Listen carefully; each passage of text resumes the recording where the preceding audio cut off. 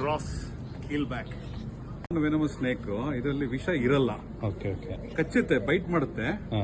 But ಇದರಲ್ಲಿ ಮನುಷ್ಯನ ಕಚ್ಚಿ ಸಾಯಿಸಂತ ವಿಷ ಇರೋದಿಲ್ಲ. Okay okay. ಬಟ್ ಸುಮ್ನೆ ಇದು ಸುಮ್ನೆ ಯಾರಿಗೂ ಕಚ್ಚೋದಿಲ್ಲ. ಹಾ ಹಾ. ಅಕಸ್ಮಾತ್ ನಾವೇನಾದ್ರೂ ಇದಕ್ಕೆ ಮಿಸ್ ಆಗಿ ಗೊತ್ತಾಗ್ದೇನೆ ಓಕೆ. ಇದು ಬಾಲ ತುಳಿದು ಬಿಟ್ರೆ, ಇದನ್ನ ತುಳಿದು ಬಿಟ್ರೆ ಇದಕ್ಕೆ ಡಿಸ್ಟರ್ಬ್ ಆದಾಗ ಓಕೆ. ಬೈಟ್ ಮಾಡುತ್ತೆ. ಹಾ ಹಾ. ಬಟ್ ಇದಕ್ಕೆ ಪಾಯ್ಸನ್ ವಿಂಗ್ಸ್ ಇರೋದಿಲ್ಲ. Okay okay.